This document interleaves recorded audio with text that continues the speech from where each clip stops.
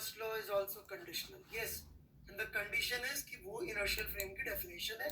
आप लोगों को हमने एक पहला वर्कबुक दे दिया था, डीपीपी या कुछ और भी कहते हैं इसको, because it is a very very easy level. तो उसका सॉल्यूशन भी हमने पोस्ट कर दिया था, पीडीएफ भी और वीडियो भी. तो आई होप वो आपने देख लिया होगा. ऑलराइट, और वो देख के आपने मेरे ख्याल से जो भी प्रॉब्लम्स होगी सॉर्ट आउट हो गई होंगी. फिर भी यदि कुछ आपको लग रहा है कि उसमें इश्यू है तो मैं नेक्स्ट क्लास के अंदर उसके बारे में और डाउट्स ले लूँगा. ठीक है, आज उस पर डाउट्स नहीं ले रहा हूँ, वो मैं नेक्स्ट क्लास में ले लूँगा डाउट्स. राइट, और लैग लिखने से पहले माय एडवाइस इज कि you must refresh your window before you right lag here. ठीक है, और कोई जनरल किसी को कुछ कहना है? Sir, the preparation that you are giving is it enough for physics olympiad? और फिजिक्स ओलंपियाड को लेके मुझे बहुत सारे क्वेश्चंस मिले हैं. I am thinking of taking a special class probably this week or sometimes in the next week about physics olympiad, जहाँ पे मैं आपको बिल्कुल शुरू से बता दूंगा कि फिजिक्स ओलंपियाड होता क्या है. ठीक है, so please let's leave those questions.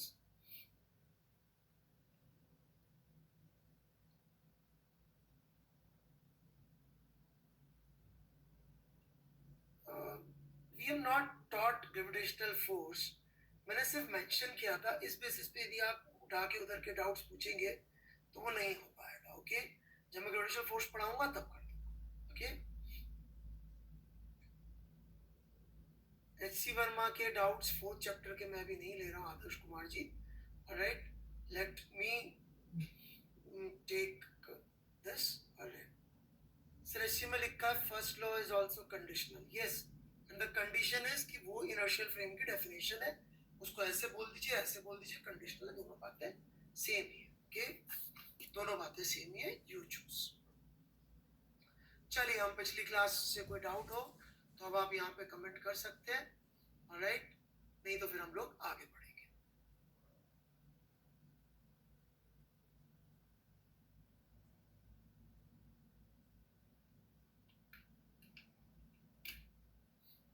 यही पूछ लीजिए. मैं क्वेश्चंस वाला टैब, चलो वहां कर देता हूँ. क्वेश्चंस में पूछ लीजिए.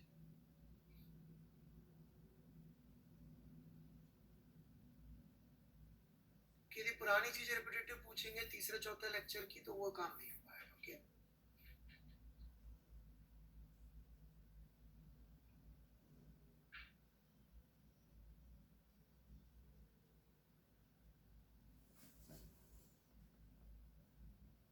नहीं, Verma ji is not wrong.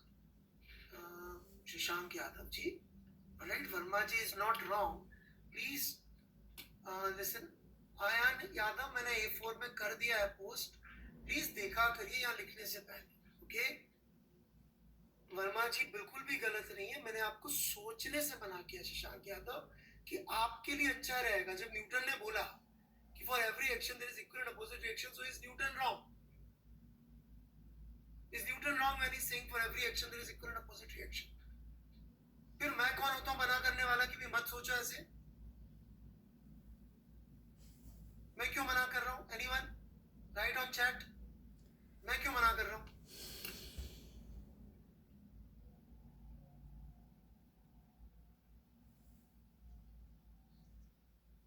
Newton का ही लॉ है, ताकि आप लोग गलती ना करें. राइट, मेरा काम है आपको बचा के निकाल के लेके जाना गलतियों से.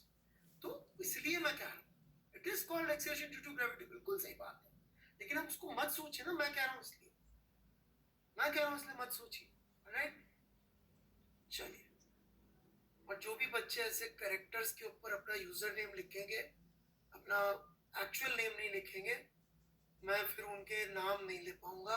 यदि वो डाउट पूछेंगे तो मुझे अवॉइड करना पड़ेगा, बिकॉज दैट क्रिएट जबरदस्ती के जोक्स इन क्लास. कोई अपना नाम जेठालाल, कोई पता नहीं क्या रख के बैठे हुए हैं.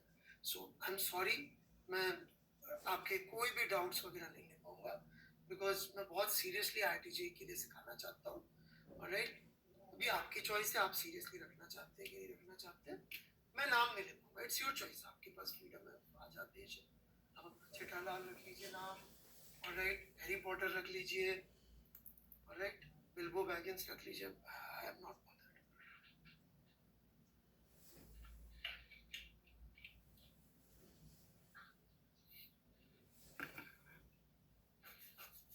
ठीक है, शुरू करते हैं हम लोग। मैं समझा दूंगा G equal to G square, but आपको जो समझना है वो समझ लीजिए। आपको बस इतना सा समझना था कि जब भी हम mg लिखते हैं तो हमको mg की जगह उसको m multiplied by gme by r square सोचना चाहिए, क्योंकि ma is not force, ma is not force, तो इसको ये ना सोचे, ये सोचे। इतना सा मैं कह रहा हूं, इससे ज्यादा जरूरत ही नहीं है कुछ करने की। जैसे ma फोर्स नहीं है ना, वैसे ही आपको mg के अंदर g नहीं सोचना है एक्सीलरेशन ड्यू टू ग्रेविटी, आपको उसको फोर्स सोचना है बस। चलते जाइए ना मेरे साथ आगे आगे। आप ये देखिए, जिस दिन आपने मेरा पहला लेक्चर सुना था उससे लेकर यहाँ तक तो अपन बहुत आगे पहुंच गए ना। विभोर Srivastava ji, I don't think आपने शुरू से मेरे लेक्चर सुने हैं, ऑलराइट, तो प्लीज शुरू से सुनिए तो आपको मेरी बातें समझ में आएंगी, ऑलराइट। हर्ष मिश्रा जी, आपने तो पिछला लेक्चर ही नहीं सुना है, ये बिल्कुल क्लियर है, okay. The doubt you are asking mister Harsh Mishra, तो विभोर श्रीवास्तव जी शुरू से सुने तो समझ में आएगा, नहीं तो तकलीफ होगी, ओके। चलिए, here we go, normal contact force. काफी इंटरेस्टिंग काम करने वाले हैं आज हम। आज के बाद आपको first law, second law, third law at least application wise बिल्कुल क्लियर हो जाएगा।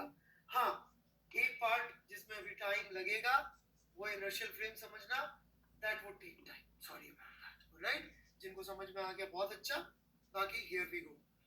तो हमने क्या बोला था, नॉर्मल कॉन्टैक्ट फोर्स कब लगता है?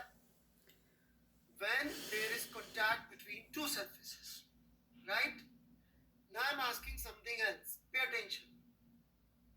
नॉर्मल कॉन्टैक्ट फोर्स लग रहा है तो दो सरफेसेस कांटेक्ट में होनी जरूरी है, ठीक है बात।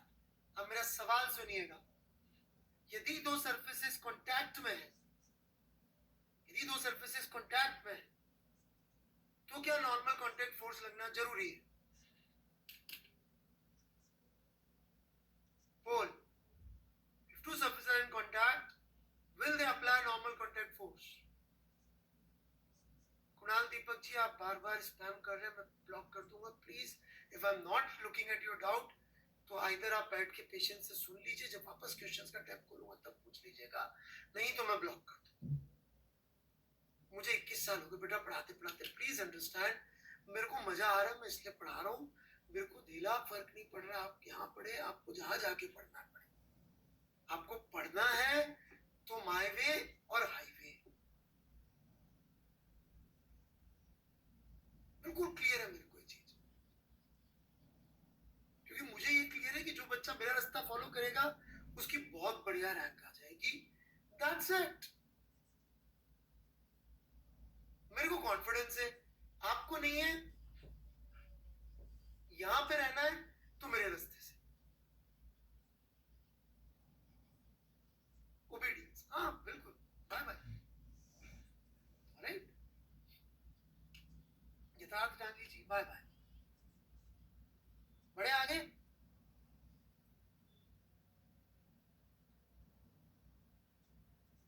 शुरू कर रहा हूं मैं आगे, ओके। तो करेक्ट आंसर बेटा, आप लोगों ने, बहुत सारे बच्चों ने गलत आंसर दिया है, ओके। जब भी कांटेक्ट हो बच्चों तो नॉर्मल कांटेक्ट फोर्स लगना जरूरी नहीं है, अदरवाइज ट्रू।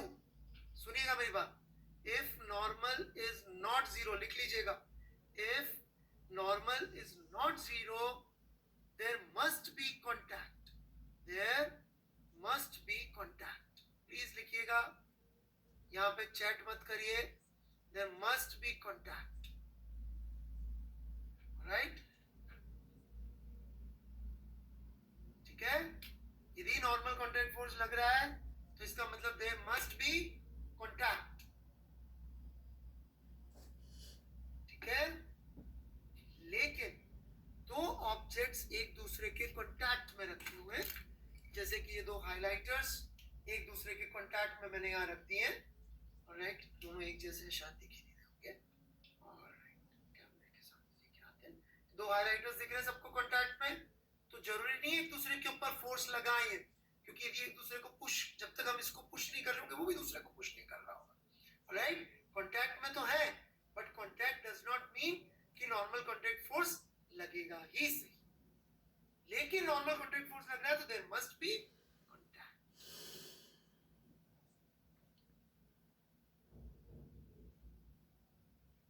तो चीजें टच कर रही है तो जरूरी नहीं है फोर्स लगा, ओके, मैं इन दोनों के बीच के कांटेक्ट की बात कर रहा हूं शाकिब जी, राइट, ये दोनों कांटेक्ट में तो है, लेकिन अभी फोर्स ही लगा रहे होंगे, पुश करूंगा तब लगा रहे होंगे, या फिर जैसे ये बोर्ड है, इस पे मैं जस्ट टच कर रहा हूं, जब मैं इस बोर्ड को जस्ट टच कर रहा हूं तो मैं इसको पुश नहीं कर रहा, यदि मैं पुश नहीं कर रहा हूं तो नॉर्मल फोर्स नहीं लग रहा है, यदि मैं इसको पुश करूंगा तब नॉर्मल लगेगा, टच कर रहा हूं बहुत हल्के से तो टच तो है परंतु फोर्स नहीं लग रहा, राइट, नॉर्मल कांटेक्ट फोर्स नहीं लग रहा है। वेद प्रकाश सिंह जी भाई साहब कहां हैं आप ये जाने बेटा, वो जी का कैपिटल जी ना 10⁻⁻11 के ऑर्डर का होता है बेटा, कोई फोर्स नहीं लगाता, ठीक है, मैं आगे बढ़ रहा हूं, always acts normal, normal as in perpendicular to the surface, ठीक है, मैं डाउट्स लूंगा जब मैं अपना एक लास्ट एग्जांपल खत्म करूंगा पहला आज का, उसके बाद मैं डाउट्स लूंगा, है ना, आप डाउट्स अपने पास लिख के रख लीजिए, ऑलराइट, थोड़ा सा वेट कर लीजिए, ठीक है, हाँ जी, तो always acts perpendicular to contact surfaces, इसको जरा समझेंगे हम लोग कि always acts perpendicular to contact surfaces का क्या मतलब है, जैसे कि here is one surface, alright, here is another surface,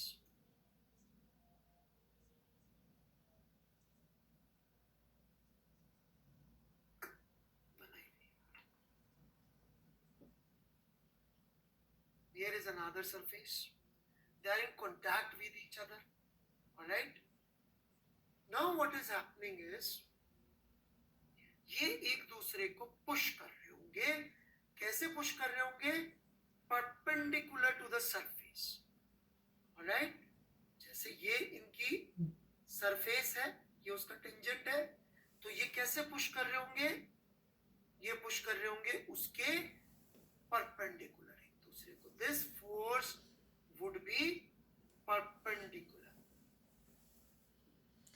like this, ऐसे परपेंडिकुलरली पुश कर रहे होंगे, direction of the force would be perpendicular, alright, having said that,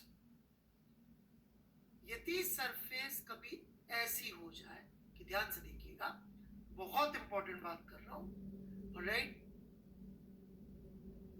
कि एक शार्प एज है, ऑलराइट, और एक जो है वो ऐसा स्मूथ सरफेस है, निहाद जी आपको सेंटर ऑफ मास वगैरह सब आता है, आप क्यों यहाँ टाइम वेस्ट कर रहे हैं अपना, आपने लिखना है नहीं, आपने चैटिंग करनी है यहाँ पे बैठ के, ऑलराइट, क्यों अपना और मेरा टाइम वेस्ट कर रहे हैं आप, ऑलराइट,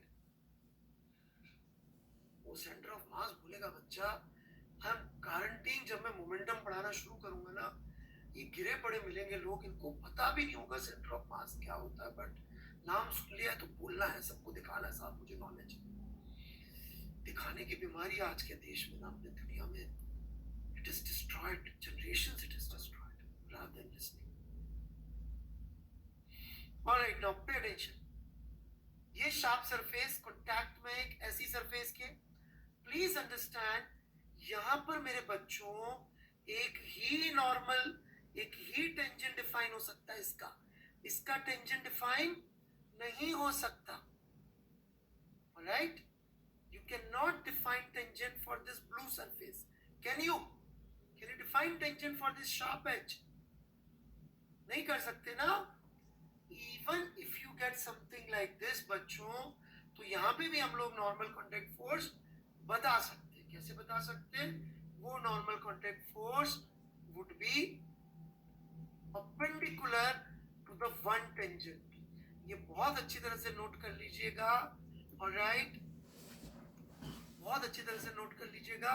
ये एक टाइप का कॉन्टैक्ट है, ये सेकंड टाइप का कॉन्टैक्ट है.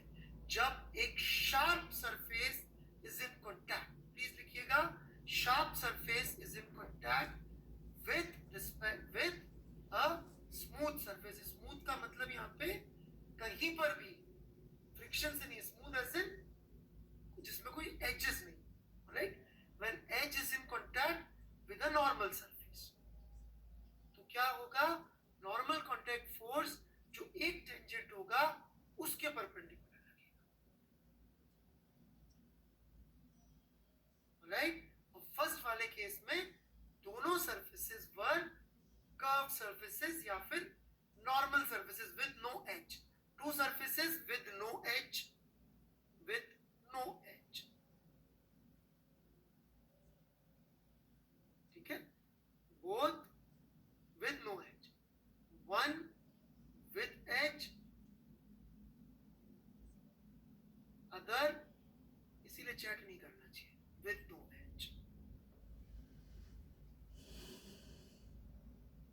राइट, एक वन विद एज है, दूसरी with no edge. Okay, edge का मतलब शार्प ही होता है. जब मैं शार्प बोल रहा था तो क्या हो रहा था? आ रहा हूँ तीसरे केस पे, आ रहा हूँ. ध्रुव गुप्ता जी, दक्ष गुप्ता जी, प्लीज पेशेंस रखिए. बाकी बच्चे पूछ रहे हैं अभी. ऑलराइट, यदि मैंने लिया है तो मैंने तीसरा सोच लिया होगा. प्लीज पेशेंस रखिए. ऑलराइट, नहीं आएगा क्योंकि आप लिख नहीं रहे विमलेश जी. लिखे होते अभी तक तो आ गया होता समझ में. आपने विमलेश जी कॉपी में डायग्राम बना लिया है? सच में जवाब दीजिएगा, हाँ या ना. डायग्राम बनाया कॉपी में? ये डायग्राम बना लिया विमलेश जी? ओके, ठीक है, कोई बात नहीं, मैं दोबारा समझाऊंगा, झूठ मत बोलिएगा. ये देखिए, ये एक सरफेस है विदाउट एज, ये एक दूसरी सरफेस है विदाउट एज. ऐसे कर्व सरफेस है. राइट, ये कर्व सरफेसेस यदि कांटेक्ट में है तो इनका एक कॉमन नॉर्मल आएगा कि नहीं आएगा विमलेश जी? बताइए, आएगा ना? आएगा कॉमन नॉर्मल विमलेश जी? आएगा. तो नॉर्मल कॉन्टैक्ट फोर्स उसके अलोंग लगेगा. पहला पॉइंट सबको क्लियर है? लाइक मार दीजिए. फर्स्ट पॉइंट क्लियर है तो सेकंड अभी दोबारा बता रहा हूं क्योंकि आप लोग कंसंट्रेट नहीं करते, इसलिए आज मैंने डिसाइड किया मैं थोड़ा सा आगे भाग जाऊंगा ताकि आपको डर लगेगा. अब आप सुनेंगे चुपचाप. और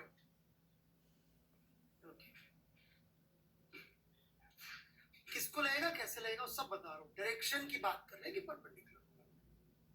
ठीक है, अभी सिर्फ डायरेक्शन की बात कर रहा हूं बेटा कि परपेंडिकुलर होगा. ठीक है, अब सेकंड केस पे आते हैं.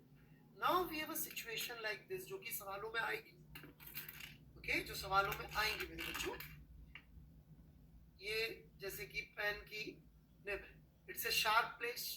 वैसे तो राउंड होती है, पास से देखे तो, but let's assume it's a sharp edge. ठीक है, now if it is in contact with this remote, right, with this remote, तो अभी नॉर्मल कांटेक्ट फोर्स की डायरेक्शन कैसी होगी? कैसी होगी नॉर्मल कांटेक्ट फोर्स की डायरेक्शन इन दोनों के बीच में? परपेंडिकुलर टू द रिमोट, क्योंकि इसका तो टेंजेंट डिफाइन है ना, तो उसके परपेंडिकुलर हो जाएगी. Perpendicular to remote. फिर हमको इसकी, जिसकी नॉर्मल डिफाइन नहीं हो रही थी, जिसका टेंजेंट डिफाइन नहीं हो रहा था, उसको सोचने की जरूरत नहीं है. यदि one with edge and other with no edge, तो नॉर्मल कांटेक्ट फोर्स की direction would be perpendicular to the one tangent that is without edge. Right, clear है भाई? जिन लोगों को टेंजेंट नॉर्मल नहीं मालूम, तो बेटा मैं हाथ जोड़ के आपसे माफी चाहता हूँ. Alright, I am so sorry. इतनी बेसिक मैथ्स के बिना बेटा मैं फिजिक्स नहीं पढ़ा पाऊंगा. ऑलराइट, है ना? माफी चाहता हूँ, बिल्कुल हाथ जोड़ के माफी चाहता हूँ. ऑलराइट, यदि आपको टेंजेंट नॉर्मल नहीं मालूम. ओके, तीसरा केस बहुत इंटरेस्टिंग होता है. Alright, if both are edges which are in contact. Third case, both edges.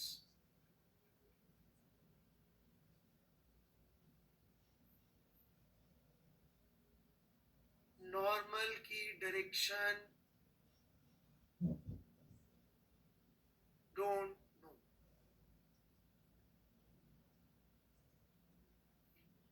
Can't predict, कुछ भी कह लीजिए, कांट प्रेडिक्ट। क्या ये भी हमारे पढ़ाई में आता है बच्चों? यस। कब आता है? कब आता है? रोटेशनल डायनामिक्स के, रोटेशनल डायनामिक्स के अंदर you will be facing situation, alright, जहां पर there would be two edges in contact. अभी नहीं आएगा, फिर कैसे करेंगे? मैं हूं साथ में।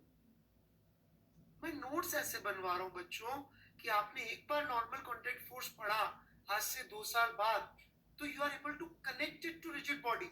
मैं इस सीक्वेंस में नहीं पढ़ाऊंगा आपको कि बेटा आज आपको बहुत आराम मिले और जब जेई की तैयारी के समय अपने नोट्स पढ़ो तो नॉर्मल पढ़ के कुछ और सीख के चले जाओ। बेवकूफ, तो सोचो ये नोट्स आज काम आएंगे कि जेई 2 साल बाद काम आएंगे? बताओ चलो, कब काम आएंगे नोट्स?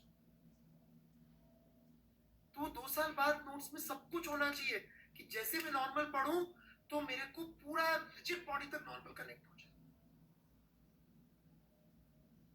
तो इसलिए मैं अभी थोड़ी तकलीफ उठा भी लूं, आपको बता भी दूं कि सर ये वाली चीज थोड़ी सी अपन को कम आती है, तो भी चल जाएगा काम, क्योंकि मैं बताऊंगा ना दोबारा, मना तो कर ही नहीं रहा, राइट?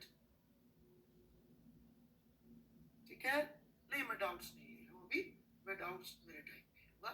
यहाँ पे कोई है तो आप लिख दीजिए, यहाँ पे लिख दीजिए, कोई डाउट्स है तो क्वेश्चंस नहीं खोल रहा मैं, अच्छे लगेंगे तो। खुशान चौधरी जी मेरा पहला लेक्चर सुनिए, मिल जाएगा क्यों शुरू किया। चलिए ना, very important point coming up, it is a pushing force. Normal contact force can only push. आपने एक बार निहाद जी सॉरी बोल दिया, हो गया ना बेटा, राइट? मैंने पढ़ लिया, मेरे को इतने सारे बच्चे यहाँ पे मुझे उनको रिप्लाई करना होता है, सॉरी लिख दिया, हो गया काम, माफ भी कर दिया बेटा। अपने बच्चों से कौन नाराज हो सकता है? कोई नाराज थोड़ी होगा आपसे, राइट?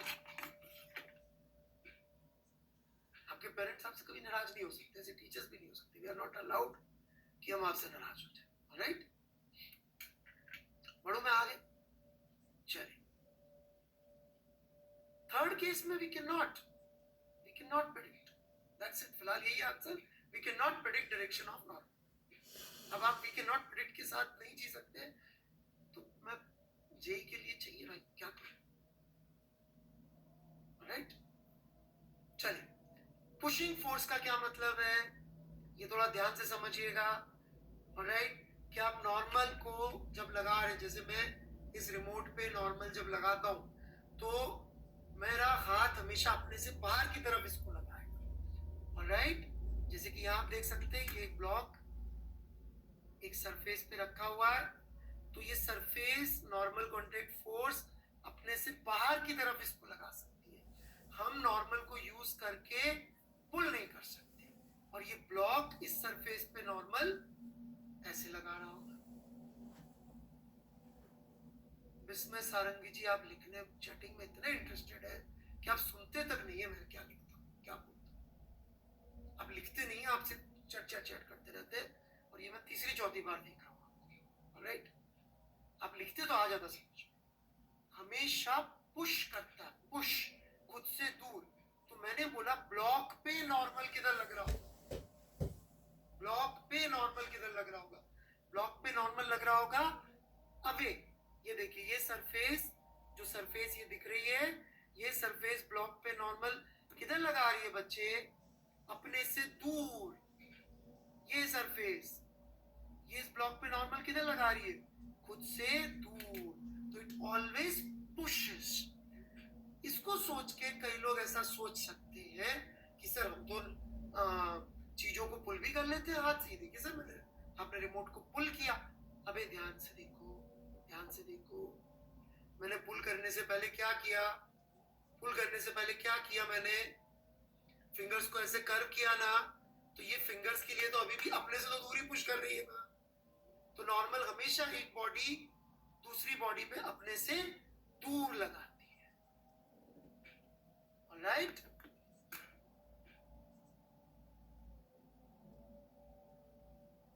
ठीक है।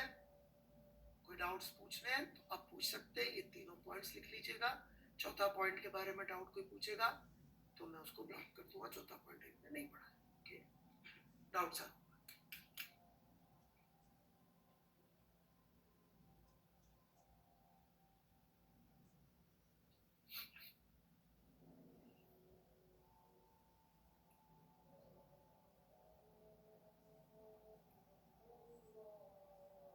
हमेशा नॉर्मल अपने से दूरी लगाती है क्या? यस,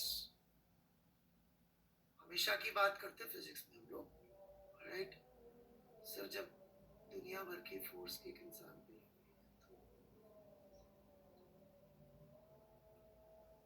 टच फोर्स पढ़ाएंगे भी सब चीजें। मैंने मना किया था इलेक्ट्रोमैग्नेटिक के बारे में बात मत करना, तो इस बंदे ने जरूर इलेक्ट्रोमैग्नेटिक के बारे में पूछा अश्विन सिंह में। राइट, पिछली क्लास में समझा चुके। ये देखिए रतनदीप जहाँ को हम पढ़ा रहे हैं उससे कोई रहना नहीं है। उनको जो है जो शीट का डाउट था वो पूछ रहे।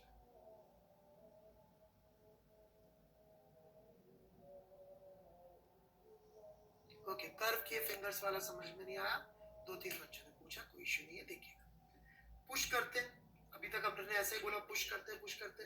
तो हो सकता है कि बुद्धू आदमी आ जाए, बोले सर देखो ये तो मैंने पुल कर दिया पुल कर दिया पुल कर दिया। अरे भाई पुल कहाँ किया? पुल कहाँ किया? फिंगर्स को देखिए, फिंगर्स को कर्व कर लिया आपने, कर्व करके ऐसे पुल किया आपने। राइट, तो फिंगर्स ने तो अपने सरफेस से दूरी लगाया ना। फिंगर्स को देखिए, फिंगर्स ने कैसे लगाया? अपनी सरफेस से दूर लगाया ना। तो दैट्स इट, ठीक है। It is always pushing force, कभी भी इससे पुल नहीं कर सकता। चलिए चौथा point, it is cause when two surfaces come very close so that their electromagnetic force becomes strong enough to push each other apart. इसका बेसिक अर्थ ये है कि ये है तो इलेक्ट्रोमैग्नेटिक फोर्स, राइट? ये है तो इलेक्ट्रोमैग्नेटिक फोर्स। फिर ये लगता क्यों है? क्योंकि चीजें तो न्यूट्रल होती हैं। तो इसका जवाब बहुत डिटेल में तो हम लोग न्यूटन्स लॉ में तो नहीं दे पाएंगे, इलेक्ट्रोमैग्नेटिज्म में देंगे। लेकिन ये समझ लीजिए चूंकि न्यूट्रल है, बहुत ध्यान से सुनिएगा। जो लोग चैटिंग और अंगूठा ऊपर करने में लगे उनको समझ में नहीं आने वाला है अभी। राइट, मुझे बोलने के बावजूद ये लिख रहा था बैठ के। राइट,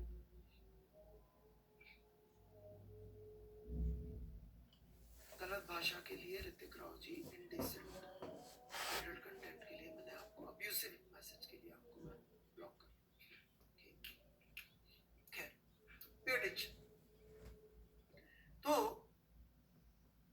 मैं क्या कह रहा हूं कि ये ऑब्जेक्ट एक दूसरे को जब तक टच नहीं कर सकता तब नॉर्मल नहीं लगता। राइट, टच करे तो लग सकता है या ना लगे। मैंने ब्लॉक कर दिया। हर्ष मिश्रा जी, आपका काम नहीं है करना, आप अपने काम पे ध्यान दीजिए। ऑलराइट, कुछ भी समझ में आता नहीं है ये लिखेगा जरूर हर्ष Mishra, rather than writing on the notes. ये दो चीजें एक दूसरे को कॉन्ट्रैक्ट नहीं करे तो नॉर्मल कॉन्ट्रैक्ट फोर्स नहीं लगता। राइट, नहीं लगता नॉर्मल कॉन्ट्रैक्ट फोर्स, क्योंकि ये न्यूट्रल है, क्योंकि ये न्यूट्रल है। लेकिन जब हम इनको टच कर देते हैं और पुश करते हैं एक दूसरे की तरफ, तब क्यों लग जाता है? क्योंकि वो एटम्स एक दूसरे के इतने पास आ जाते हैं कि इंटरमॉलिक्यूलर फोर्सेस टेक ओवर कर देते हैं। लेकिन इसका कॉज अल्टीमेटली इलेक्ट्रोमैग्नेटिज्म ही है। उसका इंटरनल वर्किंग कैसे कैसे हो रहा होगा ये हम लोग के लिए समझना थोड़ा मुश्किल पड़ेगा। ठीक है, राइट। जब टच नहीं कर रहे तो चूंकि ये न्यूट्रल है इसलिए एक दूसरे पे फोर्स नहीं लगा पाते। लेकिन जब टच करते और एक दूसरे को पुश करते और राइट, तो फिर ये एक दूसरे को बहुत बड़े फोर्सेस लगाते। सो हमारे सारे डाउट्स आज तक के क्लियर होने वाले through this one particular example. Alright, here we गो।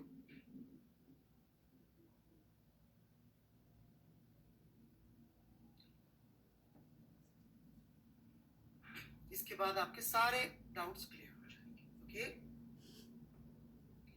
तो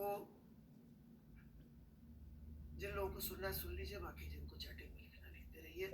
this is the critical moment जहाँ के बाद न्यूटन्स लॉ या तो आना शुरू हो जाएगा या जा चुका होगा। Right, problem solving of Newton's law starts right here right now. Right, अब आपकी चॉइस है, आपको जो लिखना है, जितने ये चेहरे बनाने, ये करना है, सब कर सकते हैं, या फिर सवाल सुन सकते हैं। राइट, ये एक बंदा है, ओके, इधर बैठा हुआ है,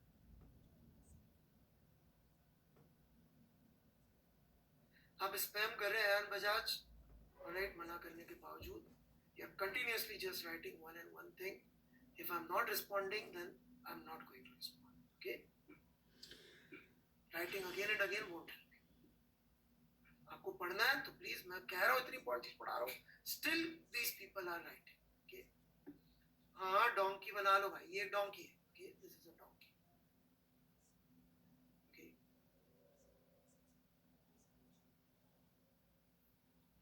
ठीक है, ये एक बंदा इस गधे पे बैठा हुआ है और इसने अपने ऊपर सामान रखा।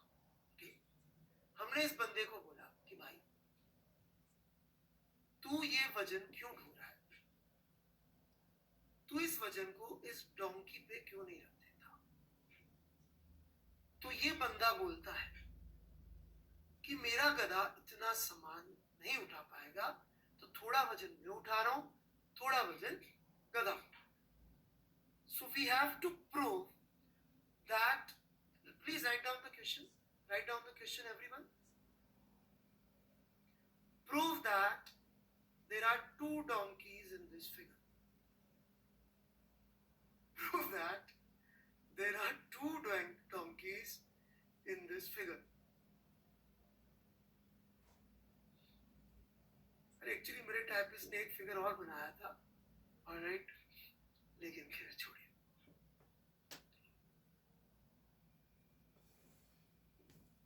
शुरू करें प्रूफ।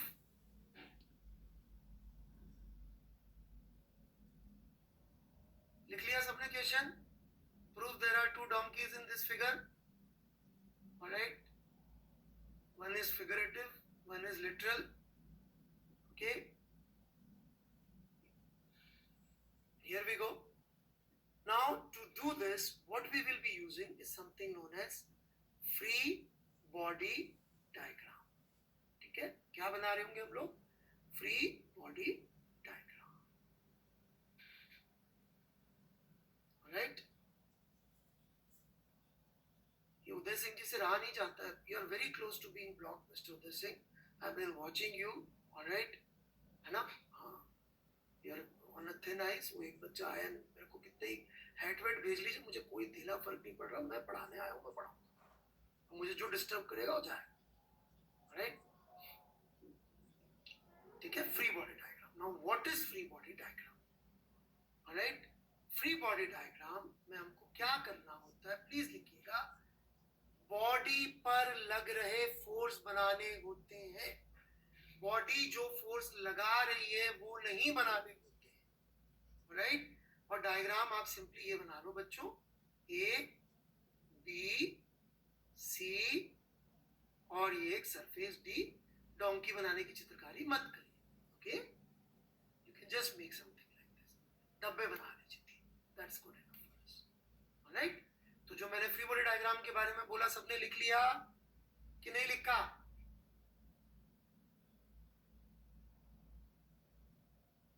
लिख लिया? कौन से फोर्स बनाने होते हैं? कौन से फोर्स बनाने होते हैं? जो बॉडी लगा रही होती है। कौन से फोर्स बनाने होते हैं? जो बॉडी लगा रही होती है? नहीं, जो बॉडी पर लग रहे होते हैं, वो फोर्सेस बनाने जो बॉडी पर लग रहे होते हैं। Forces acting on the body बनाने होते हैं। ठीक है, तो शुरू करते हैं ब्लॉक ए की कहानी से। Here we go. ये ब्लॉक ए है। Alright, we have to make forces applied by the body. इस बॉडी पर एक फोर्स लग रहा है M1G। लग रहा है कि नहीं लग रहा है M1G?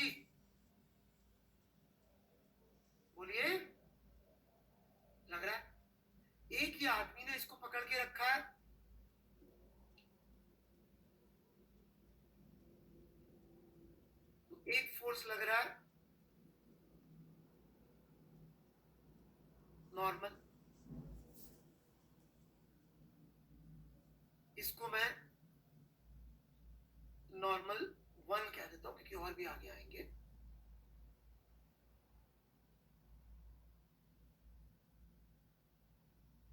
ठीक है बात यहां तक? और कोई फोर्स लग रहा है इस ए पर? Any other force acting on A? Take your time.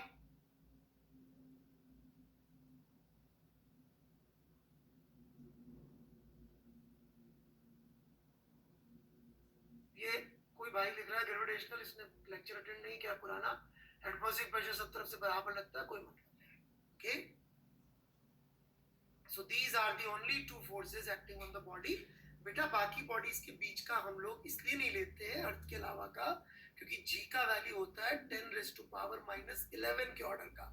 तो इस गधे का और इस गधे सॉरी इस आदमी का और इस ब्लॉक के बीच का ग्रेविटेशनल फोर्स का कोई मतलब नहीं है। ओके, वर्टिकल डायरेक्शन में यही दो फोर्सेस लग रहे हैं, यही दो सिग्निफिकेंट फोर्सेस लग रहे हैं। आगे बढ़ू मैं। और अब हम आदमी की बात करने जा रहे हैं। इस आदमी के ऊपर क्या लग रहा होगा? अर्थ का ग्रेविटेशनल अट्रैक्शन।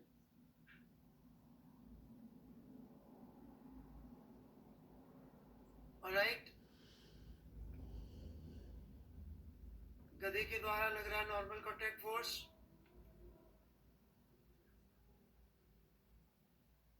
ऑलराइट,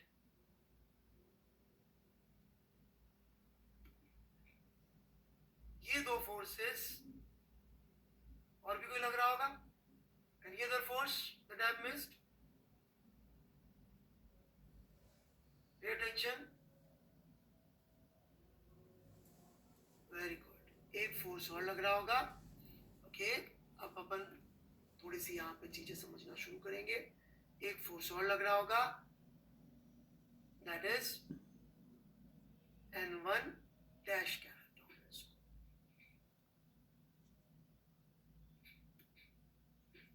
तीन फोर्सेस आदमी पे लगेंगे। कैसे बनाए फोर्सेस?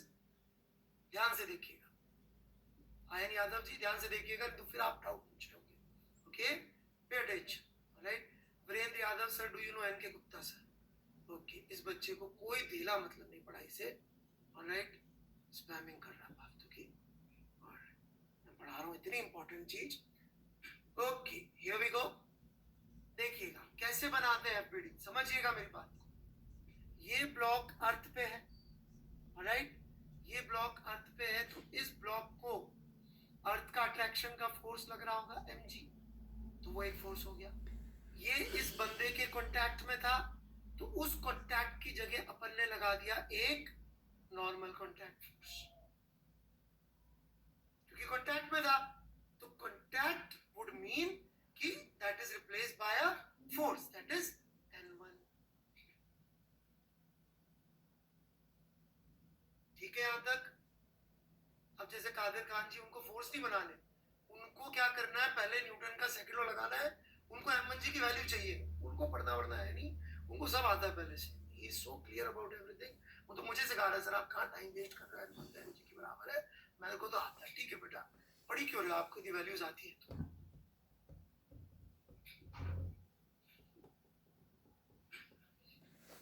ऑलराइट, अब इस आदमी पे आ जाते हैं। आदमी को अर्थ अट्रैक्ट कर रही है, ये वो वाला फोर्स हो गया। Agreed everyone? कादिर खान जी उसमें से पूछिए जो पढ़ाया, उसमें से मत पूछिए जो नहीं पढ़ाया। Doubt is from what I have taught, because what I have not taught is infinity. Alright, there's infinite things I have not taught. So focus on what I am teaching, not what I have not taught, what I am going to teach. Alright, just focus on what I am teaching. क्या है ये m2g सबको समझ में आया?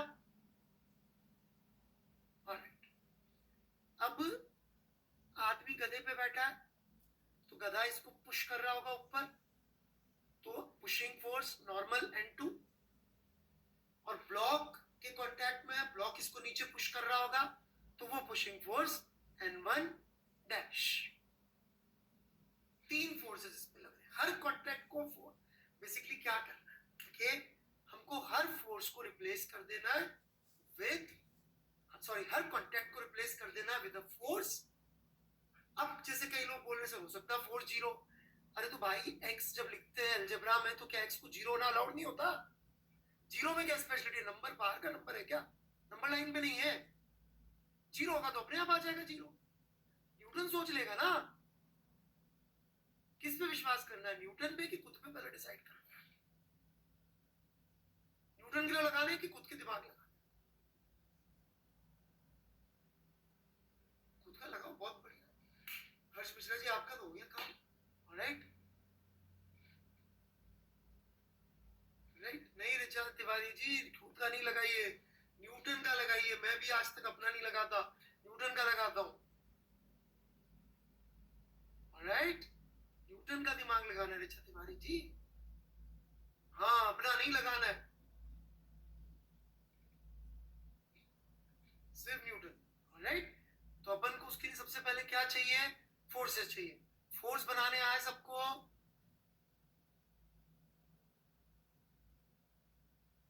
Okay, अब कई सारे बातें मैं ऐसे करूंगा जिससे आपके बहुत सारे डाउट बच्चे क्लियर होने वाले हैं।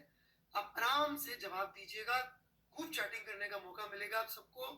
मैं ऐसी जगह ले आया हूं आपको कि आपको जितनी मैंने आज तक तैयारी कराई थी, first law, second law, third law, सब यूज होने वाला है और आपके सारे डाउट्स क्लियर हो जाएंगे। ओके, अभी डोंकी भी आ जाएगा। अर्पित मिश्रा जी से रहा नहीं जा रहा डोंकी के बिना। Alright, okay.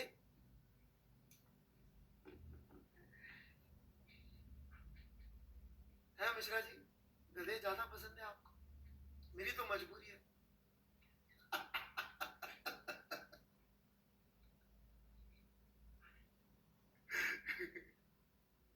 ओके, मैं आगे बढ़ता हूं ना,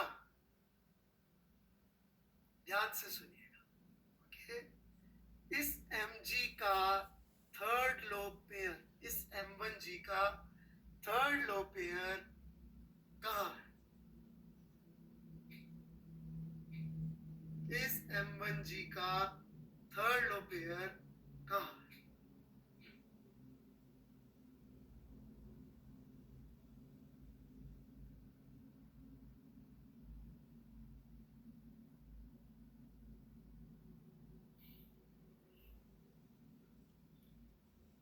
अब ये वो मौका है कि जैसे आप सब लोग क्या कर रहे हैं, खट चट चट पे लिख के जा रहे हैं। जो अच्छा बच्चा होता आपकी जगह पता है क्या करता?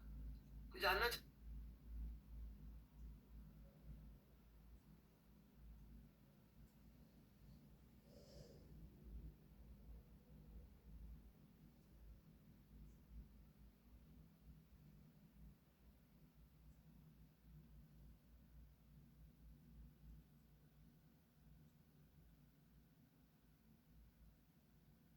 तो अपन को उसके लिए सबसे पहले क्या चाहिए? फोर्सेस चाहिए। फोर्स बनाने आए सबको?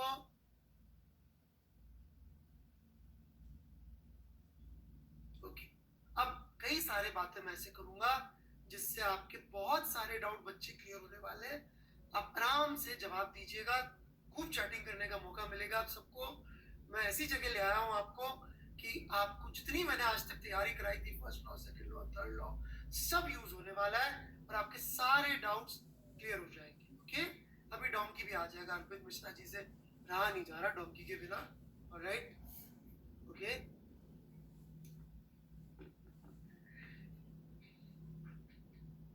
है मिश्रा जी, गधे ज्यादा पसंद है आपको? मेरी तो मजबूरी है।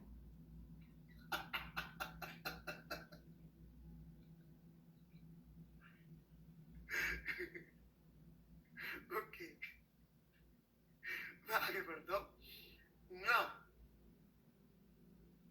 ध्यान से सुनिएगा। ओके, इस mg का थर्ड लो पेयर, इस m1g का थर्ड लो पेयर कहां है? इस m1g का थर्ड लो पेयर कहां है?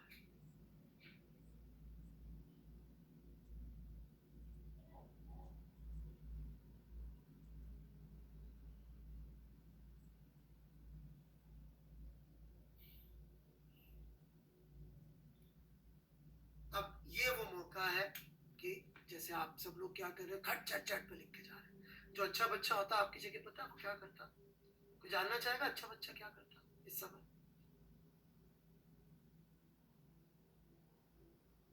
Any guesses? Any guesses? सवाल का उत्तर देने से पहले क्या करता? नोट्स में जाके देखता कि थर्ड लॉ में क्या लिखा हुआ है। यस यथार्थ रागी जी, गुड बॉय, शाबाश। कुछ नहीं सोचना होता, सोचने के लिए ये चाहिए होता है, वो नहीं है अपने पास। नोट्स देखिए, नोट्स में देखिए थर्ड लॉ में क्या लिखा हुआ है। नेहल राव ने यही किया, वेरी गुड। तो नेहल राव आंसर क्या है ये भी बता दे, है मेरी बच्ची?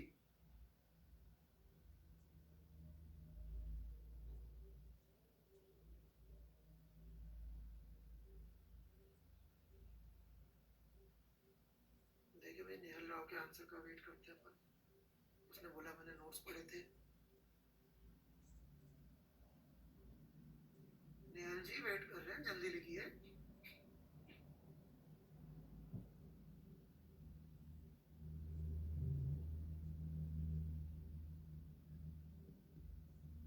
ओके, नहीं लिख रही, चलिए। सो क्या लिखा है थर्ड लॉ में बच्चों? क्या लिखा है? व्हेन, मैं बॉडी ए की जगह वर्ड यूज करूंगा earth. When earth applies force m1 by r square upon body A. मैं थर्ड लॉ इस सिचुएशन के लिए बोल रहा हूं, ध्यान से सुनिएगा। When earth applies, वहां क्या लिखा है? बॉडी ए अप्लाइज। मैं क्या बोल रहा हूं? When earth applies force mg on block, then block must apply force mg in opposite direction on earth. क्या होगा इसका थर्ड लॉ पेयर? और साइमल्टेनियसली ऑफ सेम नेचर। किस पे लग रहा होगा मेरे बच्चों? किस पे लग रहा होगा इसका थर्ड लॉ पेयर? ब्लॉक के वेट का थर्ड लॉ पेयर किस पे लग रहा होगा? अर्थ पे लग रहा होगा। वेरी गुड, कॉपी में लिख लीजिए, चित्र बना लीजिए। ये समय बहुत इंपॉर्टेंट समय है राइट करने का, लिखने का कॉपी में। ये जो आज का लेक्चर है, इसके बाद से आपके न्यूटन्स लॉ फटाफट दौड़ने लग जाएंगे। थैंक यू यथार्थ रागी जी, आपने अच्छे बच्चे वाला बिहेवियर रखा और आप इसी रास्ते पे चलते जाएंगे तो बहुत अच्छा आगे भी परफॉर्म करेंगे। ओके,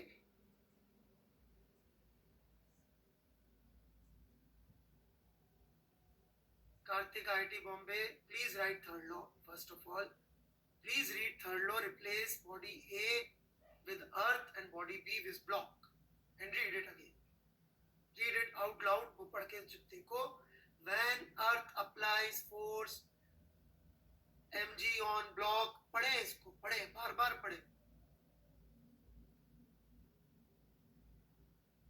लिख लिया? कितने लोगों को समझ में आया? लेट्स टेक अ पोल। समझ में आ गया तो यस कर दीजिए। मर गए सारे बच्चों को, समझ में नहीं आया? इन्होंने थर्ड लॉ नहीं पढ़ा है क्या? पहला लेक्चर तो नहीं है भाई तुम लोगों का।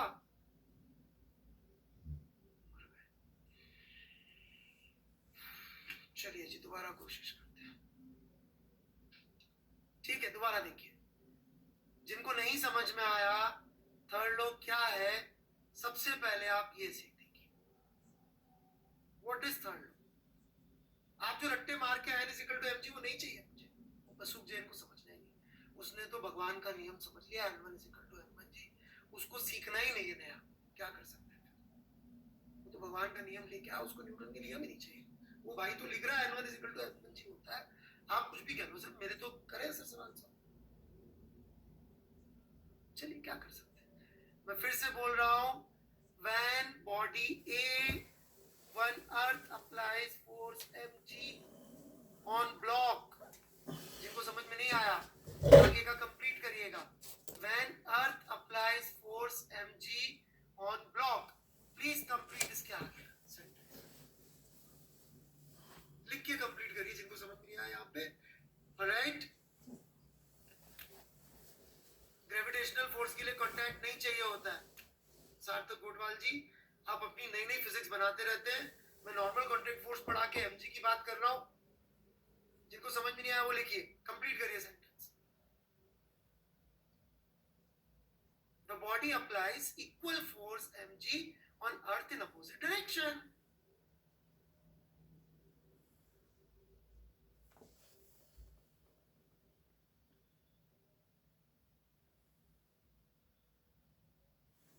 कंप्लीट करिए सेंटेंस को। When earth applies mg force on block, then block applies dash dash dash dash.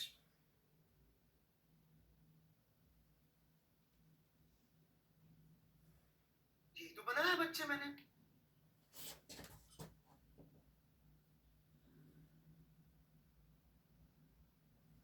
देखो ये वंश को वो पढ़ना ही नहीं जो पढ़ा रहा हूं, उसको पढ़ना है वो N one dash.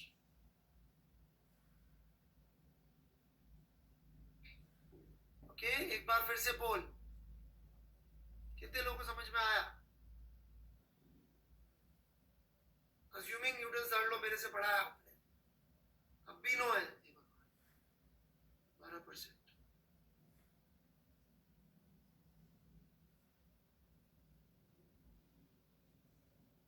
Minus sign लेगा बेटा, मैंने डायरेक्शन बना दी है, डायरेक्शन बना दी। माइनस साइन का क्या मतलब है आप ही जाने, आपने मेरा थर्ड लॉ पढ़ा ही नहीं, मैंने तो माइनस साइन ही लगाया था।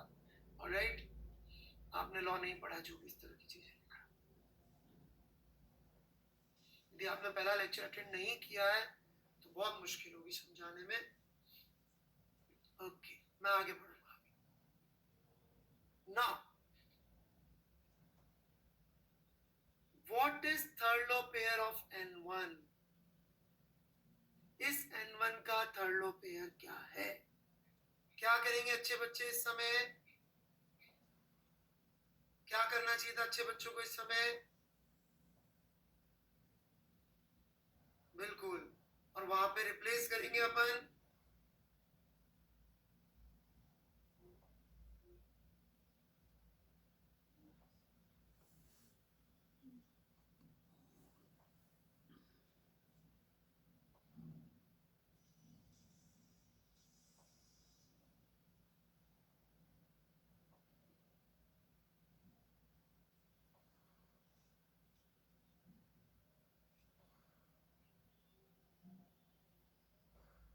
बेटा, जिन्होंने पिछले लेक्चर नहीं देखे हैं वो प्लीज पिछले लेक्चर देखें, नहीं तो नहीं समझ में आएगा।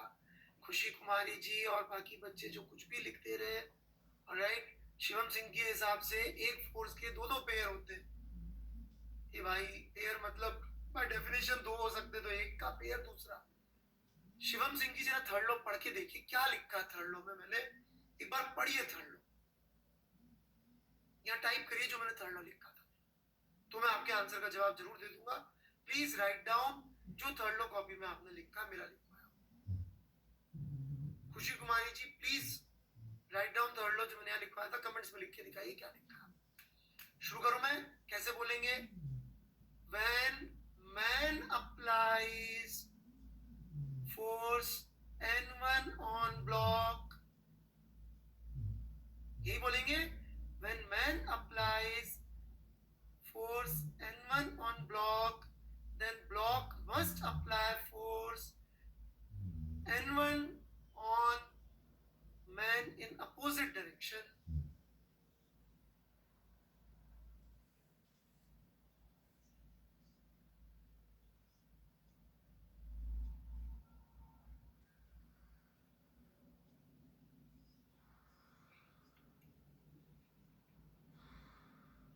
बस उसको ए और बी को उठा के कंसीडर कर लेना। So answer is n1 dash. n1 का थर्ड लॉ पेयर क्या है? What is third law pair नहीं बताया मैंने थर्ड लॉ में। एक्शन रिएक्शन को मैं थर्ड लॉ पेयर बोलूंगा ऐसा मैंने नहीं बोला है। जयेश कारपेंटर जी प्लीज पूरा लेक्चर ना आप दोबारा सुन लीजिए। वहां पे 3 बार मैंने बोला है कि मैं एक्शन रिएक्शन वर्ड यूज नहीं करता।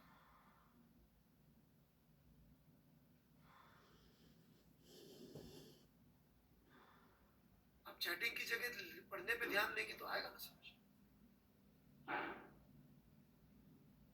चलिए अब हम बहुत बढ़िया चीजें समझने जा रहे हैं, ध्यान दीजिएगा। इसके बाद आपको लॉ लगाना धीरे धीरे आ जाएंगे, सारी गड़बड़े दूर होने वाली है। शुरू करूं मैं लिखना आगे? कितने लोगों को समझ में आ गया N1 का third law where is N1 dash? बोल।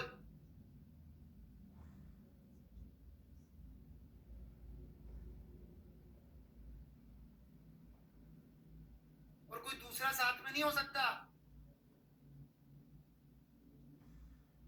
पेयर मतलब दो, मतलब N1 का N1 डैश ही हो सकता है, राइट? अरे आदित्य कतूरिया सर N1 डैश क्यों लिखा? बेटा एक चीज बता, मेरा जो इच्छा हो नाम रख सकता हूँ ना यार, क्वांटिटीज का है भाई। अपने पापा से अपन थोड़ी पूछते पापा मेरा नाम आदित्य क्यों रखा, अमित क्यों रखा, खुशी क्यों रखा, शौर्य क्यों रखा, विभाष क्यों रखा? पापा जी नाम रख दिया, नाम है, मेरी जो मर्जी चाहे रखो, राइट? सेपरेट करने के लिए। जुड़वा भाई होते तो दोनों का नाम राम राम रख देते क्या? राम लक्ष्मण रखते हैं, घर में तो जुड़वा बच्चे पैदा हो जाए तो दोनों का सेम नाम रख देते। कमाल है। चलो नाम ही तो है, मेरी इच्छा हो जो रखूं। Now pay attention, very very important point coming up. ध्यान से सुनिएगा।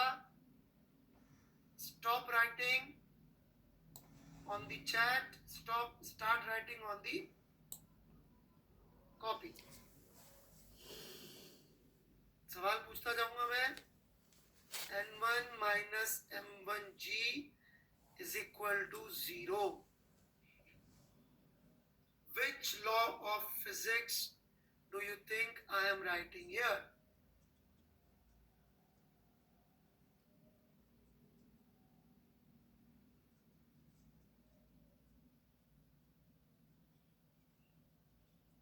Let's take a poll. First के लिए A, सेकंड के लिए B और थर्ड के लिए C. And if more than 1 लग रहा है तो मोर देन 1 तो नहीं है, एक ही चूज करना है। सो गो अहेड, पोल कर दिया। Which law I am writing here?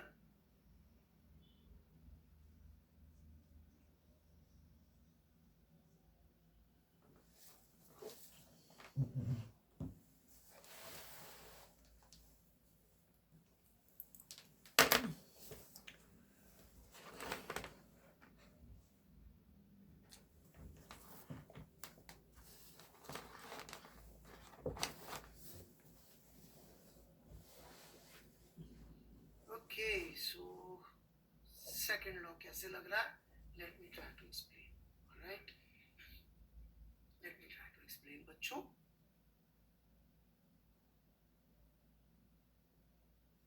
जमीन पे खड़े होके एक ऑब्जर्वर इनको देख रहा है, ठीक है? जमीन पे खड़े होकर एक ऑब्जर्वर इनको देख रहा है। ये ऑब्जर्वर को क्या हम इनर्शियल ऑब्जर्वर कह सकते हैं, हाँ या ना? Is this observer inertial?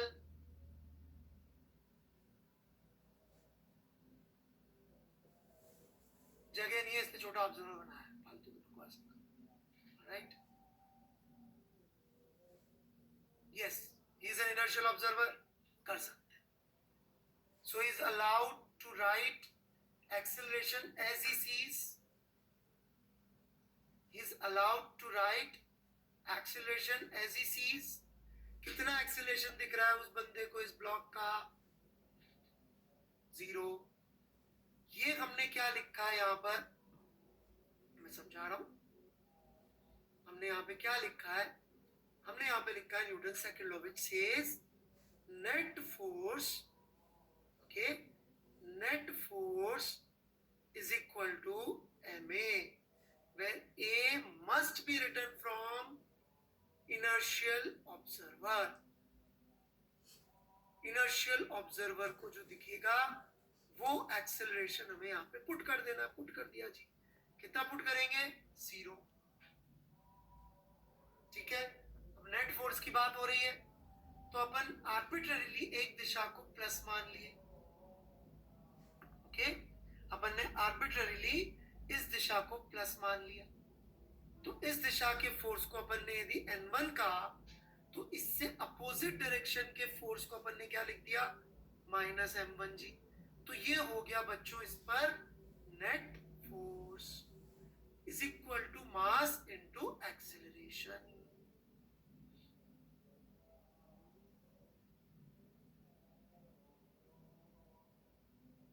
So N1 minus M1G comes from which law? फिर से बोल।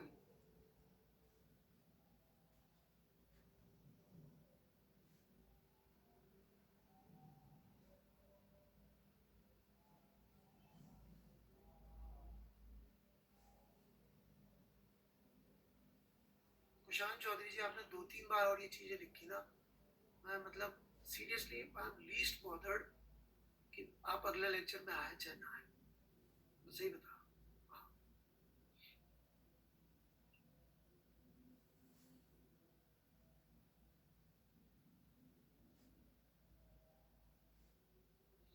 Okay then. So this has come from which law? Second law. सुनते जाइए, सब समझ में आए। N1 की वैल्यू hence, बहुत ध्यान से सुनिएगा मेरे वर्ड्स, N1 की वैल्यू hence इस केस में M1G के बराबर आई। तो इसका मतलब क्या जन्म जन्मांतर के लिए N1 M1G हो गया क्या? इस केस में आई ना भाई वैल्यू बराबर। मान लो इस गधे को, इनफैक्ट ये दोनों गधों को, इस पूरी चीज को हम एक लिफ्ट में बिठा के ऊपर एक्सेलरेट करा दे, तब क्या N1 माइनस M1G 0 दिखेगा? तो फिर ये क्यों रट्टा मार रहे हो?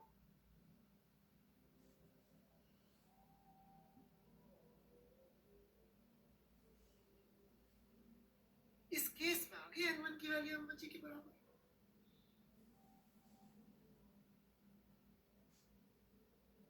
नहीं क्या आएगा अगले केस में? ऑलराइट, हाँ फ्लैश बेटा आपको तो आगे का आता है, आप तो बस अगला लेक्चर में देखिएगा, मजा आने वाला है। जो क्वेश्चन आपने लिखी है ना, फ्लैश की तरह ही गायब होने वाले हैं आप। Fastest man. बढ़ो आगे। Okay, which law of physics? Third equation, N1 is equal to N1 dash. Which law of physics? Pole.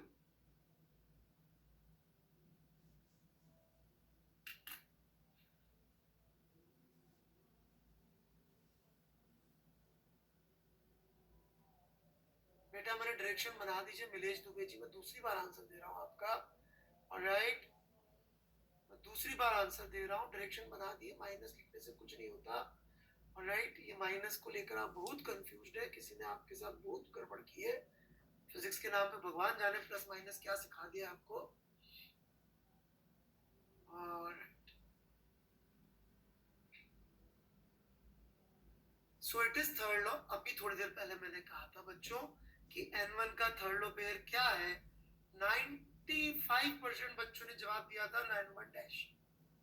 अब जब मैं पूछ रहा हूँ ये कौन से लॉ से आया, तो अब लोग यहाँ पर डिसाइड कर लेते हैं कि नहीं नहीं सब कुछ अच्छा अच्छा कैसे चलने दें, सर खुशी खुशी लेक्चर खत्म कर ले कि आज बच्चों को समझ में आ गया। ऐसा कई लोग यहाँ पे नहीं चाहते। ऑलराइट, तो दिस इज फ्रॉम थर्ड।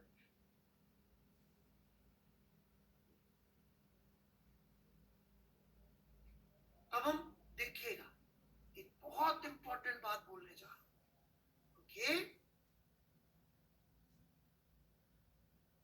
बोलो कुशांत चौधरी जी, जो भी सवाल मैं करा रहा हूं ना आपको, उसके अलावा कोई और सवाल करना है तो निश्चित हो चुका है। मैं यहाँ पे बोल रहा हूँ बंदा सिर पे पकड़ के खड़ा है, तुमको उसको गिराना है। मैं बोलूंगा गधे पे बैठा है, तुम बोले सर घोड़े पे बैठा है।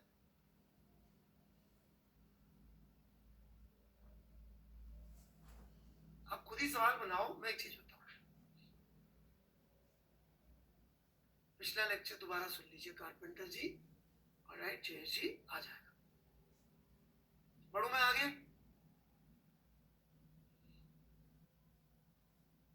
Now if we solve these two equations, तो हम क्या देखते हैं बच्चों की n1 डैश का वैल्यू m1g के बराबर आ जाता है।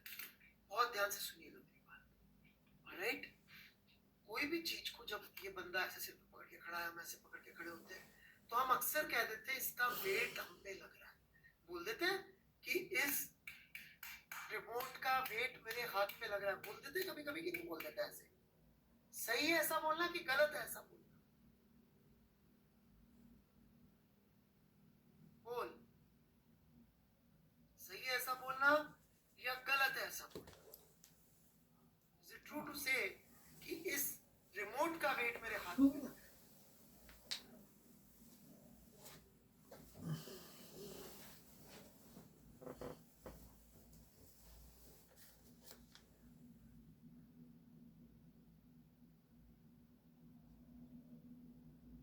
भाई को तो भी थर्ड लो पेयर ही लग रहा है वेट का हाथ पे।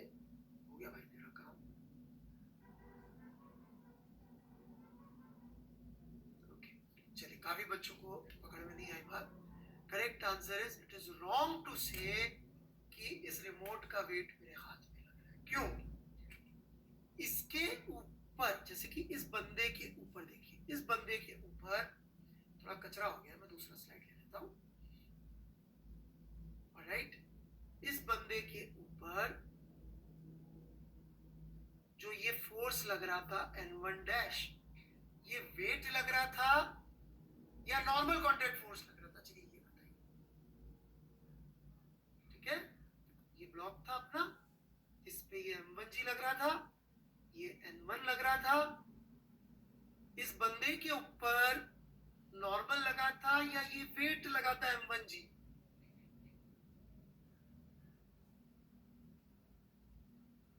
But by application of Newton's second law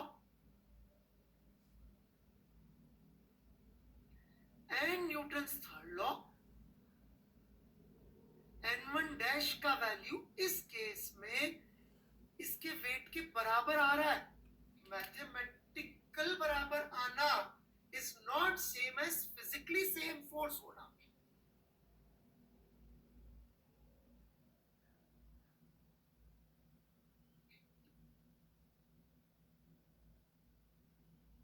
समझे क्या मेरी बात?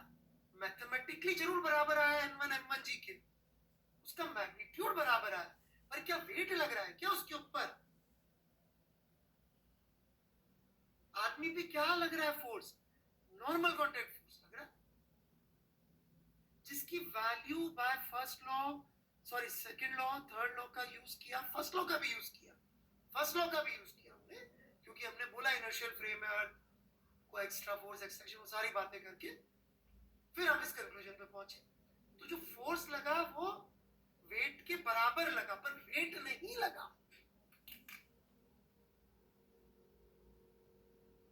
वेइंग मशीन क्या नापती जिसपे खड़े होकर वेट नापते हैं अपन? What do you think, what does it measure? Weighing machine, what is the input you are giving to the weighing machine? देखिए, इनको नॉर्मल रिएक्शन ही बोलना है, इनको सोहम जी को ये नहीं सीखेंगे। मैं कह के थक गया, उसका नाम नॉर्मल रिएक्शन मत लिखना। मैं नॉर्मल कांटेक्ट फोर्स बोलता हूँ, और इन रट के आए ऊपर कहीं से नॉर्मल रिएक्शन फोर्स। जाओ लिखो बेटा, नॉर्मल रिएक्शन ही लिखो सोहम जी।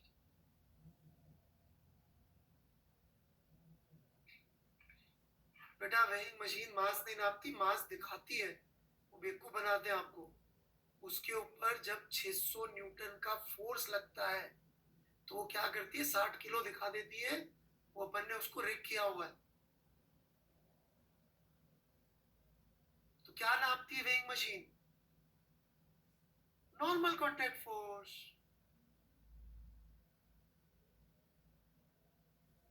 क्योंकि एमजी तो हमारा हम पे लगता है भाई, एमजी तो हमारा हम पे लगता है, पर चूंकि हम गिर नहीं रहे। क्यों नहीं गिर रहे? क्योंकि इसकी structural molecular structural integrity maintain है, तो गिर नहीं रहे।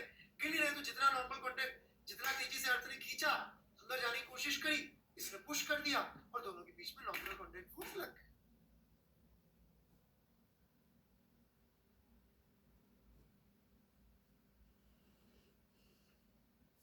अगम चार्जर इररिलेवेंट चीजें पूछेंगे, मेरे को ढीला फर्क नहीं पड़ने वाला है। आप बहुत सारे टीचर्स अवेलेबल है फिजिक्स के, वहां चले जाइए। मेरी क्लास में आपको जो मैं पढ़ा रहा हूँ उसी लाइन में चलना पड़ेगा। उसके बाद एक बार मैं खत्म कर दूं, मैं चैलेंज देता हूँ, आप स्टूडेंट्स नहीं टीचर से जाके बहस करके आना क्या।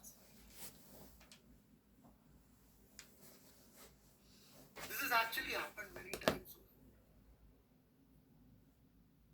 मेरे स्टूडेंट्स ने जाके सिर्फ इतना सा बोला है, सर मैं एजी सर से फिजिक्स पढ़ा हुआ हूँ, मैक्सिमम लोगों ने वापस लौटा दी। नहीं हो पाएगा हमसे, जो तुम पूछोगे नहीं हो पाएगा जो तुम पूछोगे।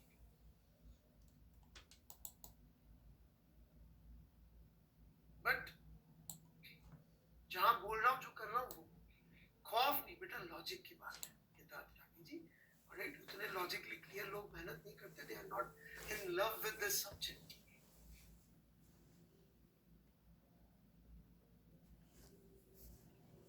बढ़ू मैं आगे।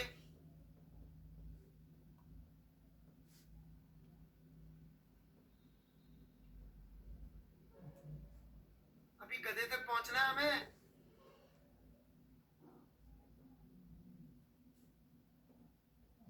खुद का वेट खुद पे ही लगता है भाई। देख लीजिए यहाँ पे फिर से, ये जो mg है, ये mg नीचे बना रहे, इसका मतलब क्या है? ये mg नीचे बनाने का मतलब ये इस आदमी पे लग रहा है। What does this mean? mg अपने नीचे बनाया, does this mean ये वेट है आदमी पे लग रहा है? ये देखो विभाष जैन जी यस लिख रहे, एक एफबीडी में हम कौन सा फोर्स बनाते हैं? जो बॉडी पे लगता है। That's it. किस पे लग रहा है ये फोर्स? वेट पे लग रहा है, ब्लॉक पे लग रहा है, ये mg ब्लॉक पे लग रहा है। ठीक है, चलिए एक बार फिर से जर्नी समझा दूं। By second law, by applying second law we reach to this conclusion. इसको सॉल्व किया तो n1 का वैल्यू m1g के बराबर आ गया, फिर थर्ड लॉ से n1 डैश n1 के बराबर आया, और फिर हम यहां पहुंच गए। ठीक है, चलिए जी। वेइंग मशीन वाली चीज में कोई डाउट रह गया तो टेंशन मत लीजिए, फिर तुम कर देंगे। अभी बहुत बार आने वाली है वेइंग मशीन। अभी हम पहले ये कहानी खत्म करेंगे पूरी, फिर आगे बढ़ेंगे। ठीक है जी। तो अब वो डोंकी का तो चित्र मुझसे क्या बनेगा, राइट? तो चलो क्या है अपन को कौन सा, so this is the donkey. इस पे एक n2 डैश लग रहा है, एक m3g लग रहा है इसका वेट, और चारों पैरों से जोड़ के एक नॉर्मल भी लग रहा होगा। वो नॉर्मल मैंने एक ही बना दिया है 4 की जगह, तो मुझसे बार बार मत पूछना सर ये कौन से पैर का है, सबका जोड़ के मैंने एक साथ बना दिया। ठीक है,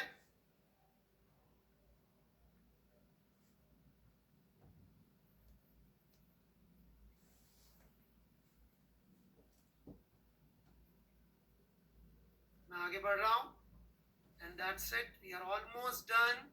न्यूटन्स लॉ बहुत क्लैरिटी से समझने के बहुत पास आप लोग पहुंच चुके बच्चे लोग। ऑलराइट, आदमी के लिए हमने इक्वेशन लिखी, n2 minus n1 dash minus m1g is equal to 0. Which law of physics? Which law? Bool. Which law?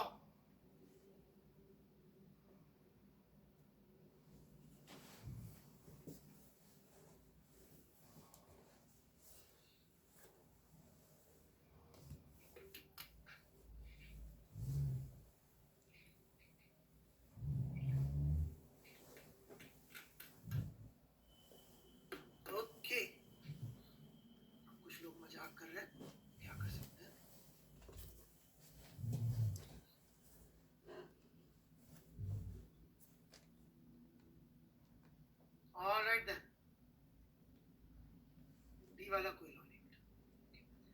अपन ने ऊपर की तरफ प्लस मान के, alright, F is equal to MA लिखा, ऑलराइट।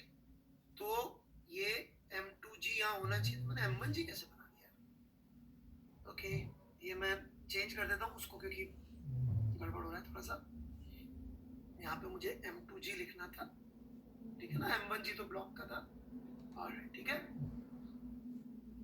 तो इसका वेट जो अर्थ ने इसको अट्रैक्ट किया, N1 डैश जो ब्लॉक ने इसको पुश किया, और N2 जो गधा इसको ऊपर पुश कर रहा होगा। तो N2 minus N1 dash minus M2G, ये तीन फोर्सेस हो गए, इज इक्वल टू MA। तो ये अपन ने क्या लिखा, नेट लिख लीजिए चाहे सम लिख लीजिए, वो साइन के साथ ही होता है। तो ये कौन सा लॉ हो गया भाई? Which law? सेकंड लॉ हो गया, ठीक है ना। This is second law. N2 का value hence comes out to be M1G plus M2G, alright. ये N1 डैश की वैल्यू मैंने पहले यहाँ लिखी हुई थी, आपने कॉपी करी होगी। तो ये N1 डैश की वैल्यू थी, वो यहाँ पे पुट कर दी अपन ने। तो जो गधे के ऊपर फोर्स लगे, जो आदमी पे फोर्स लग रहा है राइट नाउ, ऑलराइट, वो गधे की वजह से जो फोर्स लग रहा है वो उसके खुद के वेट और वजन के वेट, दोनों के वेट के बराबर आ गया, ऑलराइट। अब मैं एक इक्वेशन और लिख रहा हूं, last, N2 dash is equal to N2. Which law of physics? Which law of physics? Whole.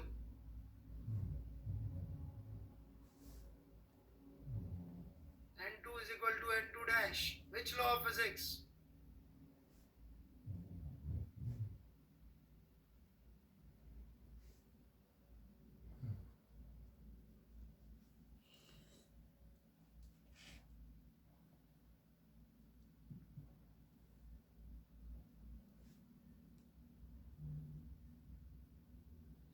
जय जी बेटा, आप पढ़ाई करने तो नहीं आए, I am sure about it, right, every time you right it.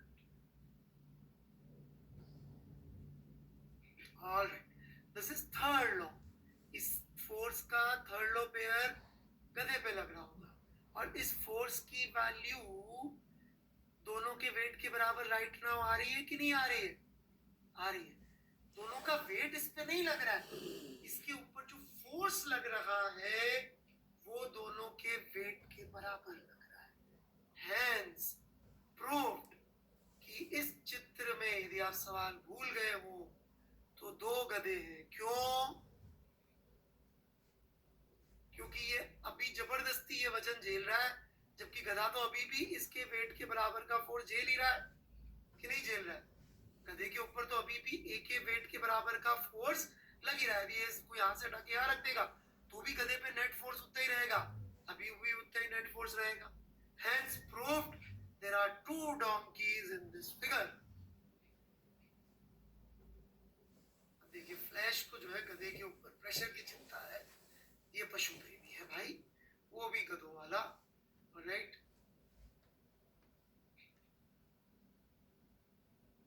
I am open for questions, मेरा काम हो गया है, लेकिन बहुत ज्यादा मेरी एडवाइस होगी क्वेश्चंस लिखने से पहले जितना समझ में आया है उतना लिखे। In fact I am waiting for you to write, first of all summarise everything, कि कब अपन ने सेकंड लो लगाया, कब थर्ड लो लगाया, ये बात आप पहले कॉपी में लिख लें चुपचाप। यहाँ पे कोई चैटिंग नहीं दिखनी चाहिए, कोई क्वेश्चन ओपन नहीं कर रहा हूँ मैं। 3 से 4 मिनट हम लोग सब लिखेंगे, मतलब मैं नहीं लिखूंगा, आप लोग लिखेंगे, फिर मैं क्वेश्चन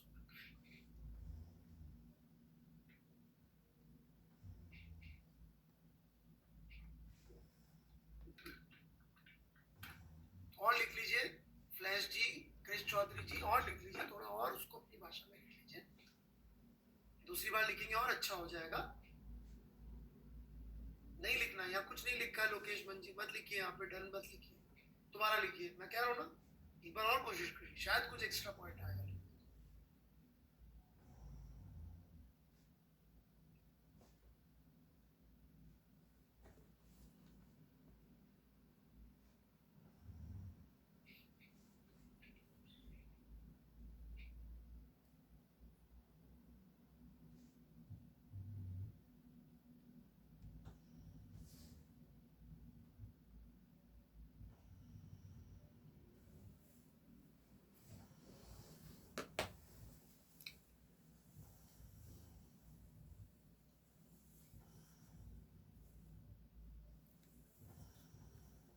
असलम जी पिछला लेक्चर सुन लीजिए।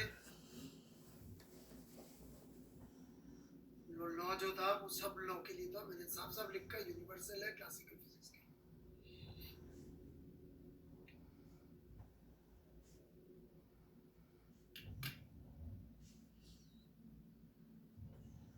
प्रवीण अग्रवाल जी फर्स्ट लॉ ऐसे अप्लाई हो रहा है। ओके, अभी मैं क्वेश्चंस नहीं ले रहा। I can not take questions right now.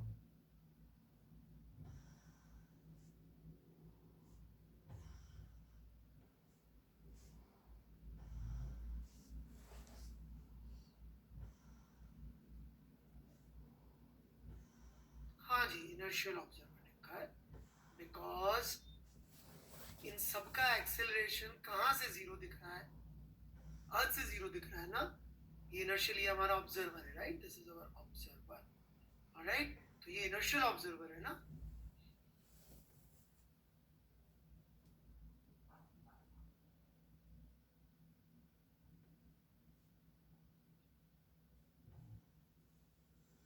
चलिए, I am opening questions now.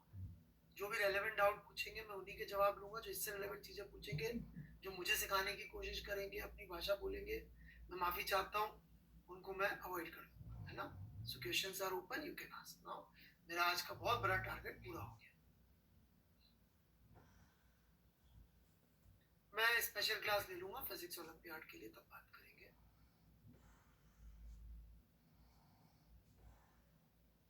Sir आप पहले बोले थे net force on this remote we can't see, बिल्कुल सही, लेकिन now assuming earth inertial frame you can.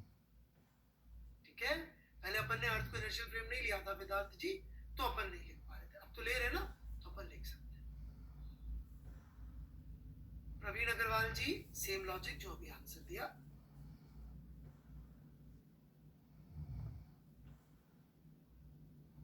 बेटा गिनती का काम तुम कर लो मनीष कुमार यार। सर वेट जो हमें दिखाते हैं वो सिर्फ मैथमेटिकली करेक्ट है क्या? नहीं, फिजिकली भी वही फोर्स लग रहा होता है। कुमार अंकित जी फिजिकली फोर्स लग रहा तभी दिखा रहे होते हैं, राइट?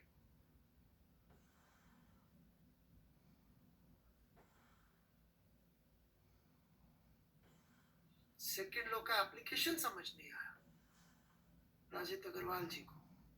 एज इन जब मैंने ये इक्वेशन लिखी, राजित अग्रवाल जी चैट के लिए तैयार रहिएगा। जब मैंने इक्वेशन नहीं लिखी तो इसमें दो पार्ट है, एक तो फोर्स लिखा है, एक एक्सेलरेशन लिखा है। क्या एक्सेलरेशन जीरो में कोई डाउट है राजित जी?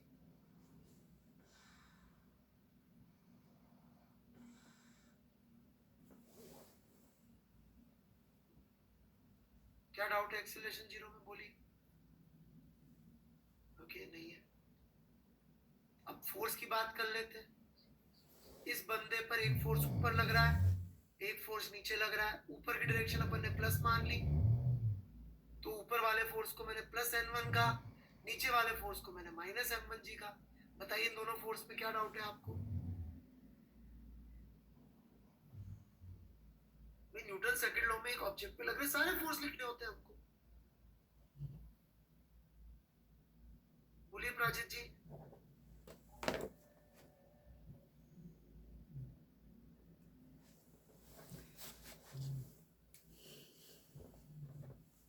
जल्दी बोलिए प्राजित जी, किस फोर्स में डाउट है बेटे?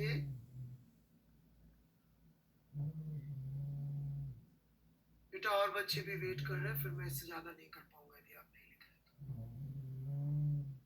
आप लिख नहीं रहे प्राजित जी, तो आ जाए।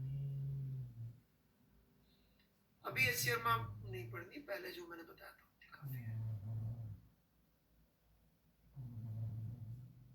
देश पांडे जी अभी नहीं हो पा रहा है। सब रेलेवेंट चीज पूछिए प्लीज।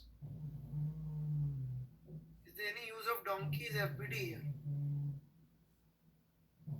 फ्लैश जी के लिए यूज हो सकता है, he loves animals. है flash? What do you say? सब प्लीज स्टेटमेंट बता दीजिए लास्ट। पता नहीं बेटा। How second law is used please once more. शायद गौरव कुमार जी मैंने डाउट दे दिए, आंसर दे दिया है, एक बार लिख दीजिए। आ गया। If this system is in acceleration, yes we will take that in next class. Okay, sheet कब डीजनरेशन सर, डीजनरेशन सीट कब देंगे? जब आप हमारी शीट करने लायक हो जाएंगे. लेट मी बी जज of that. In third case, we cannot predict the duration of normal contact force in reality. It exists or not? It does exist, बेटा. rigid body में बहुत काम आता है third law. Alright, it does exist. जब आएगा वक्त तब सिखा देंगे. So please explain and body kiss consider करेंगे sir. Please re-explain and body kiss. Vimlesh जी सवाल समझ में नहीं आया. I'm so sorry. Sir, if we change the inertial frame, then what happens? You can't change inertial frame. आप शुरू से सुनिए हमारे लेक्चर्स. पॉसिबल नहीं है चेंज होना. सर वेक्टर्स कब स्टार्ट होगा? जब मेरे को लगेगा वेक्टर्स की जरूरत पड़ने वाली है. कैलकुलस कब स्टार्ट होगा? जब मुझे लगेगा कैलकुलस की जरूरत पड़ने वाली है. डॉट प्रोडक्ट कब स्टार्ट होगा? जब मुझे लगेगा उसकी जरूरत पड़ने वाली है. कोई भी चीज मैं कब पढ़ाऊंगा? जब मुझे लगेगा उसकी जरूरत पड़ने वाली है. क्योंकि सिर्फ नाम जान लेने से क्या होगा? जो न्यूटन के लॉ तो आपको पहले भी आते थे. रट्टा तो मार के गए थे आप लोग.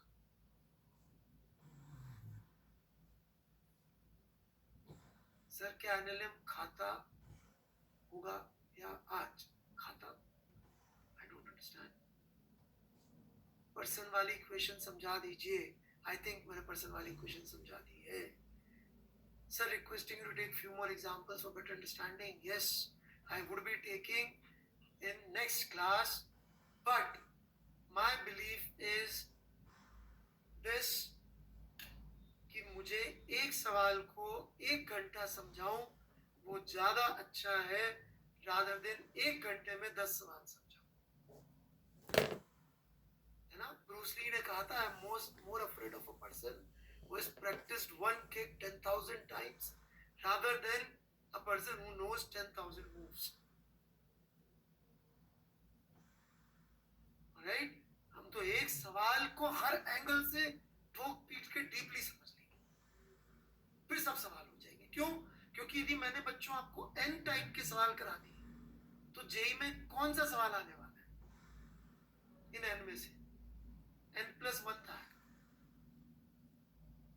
तो इस एन को छोटा ही रख लो ना यार. तैयारी n+1 की कर लो ना. मेरी फिलॉसफी है. मुझे तो इसी फिलॉसफी में मजा आता है. जिनको मजा आए साथ में बहुत बढ़िया, नहीं आए इतना सुंदर प्लेटफॉर्म है, इतने अच्छे अच्छे टीचर्स अवेलेबल है. नमस्ते, बाय बाय. हम मिले, खुशी हुई. Thank you. ऑलराइट, मैं शौक के लिए पढ़ा रहा हूँ भाई फिजिक्स. मजा आता है.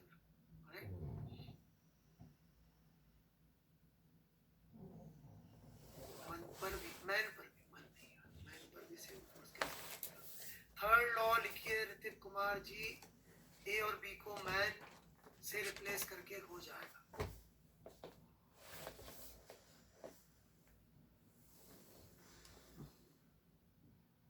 कोर्स का टाइम लिखा यार, शायद जनवरी है खत्म होने का टाइम. निकलना को जी. Alright, action reaction should be of same nature. Action reaction word use कर रहा है ये बच्चा. Pratham Chaturvedi. Crime crime crime crime crime. Criminal criminal.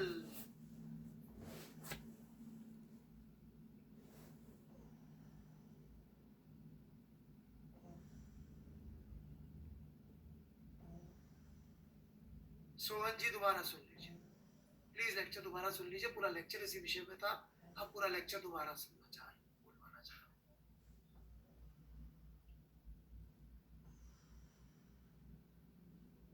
Sir, so M1G is in not contact with the man. So why it is not being applied?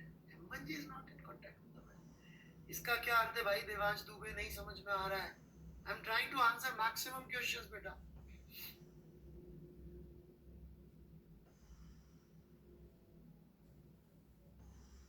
सवाल समझ में नहीं आ रहा है. कुशाल चौधरी जी. सर क्वेश्चन भी करेंगे क्या एचसी वर्मा के? बिल्कुल. Yes yes yes yes yes. आप लायक तो हो जाएं.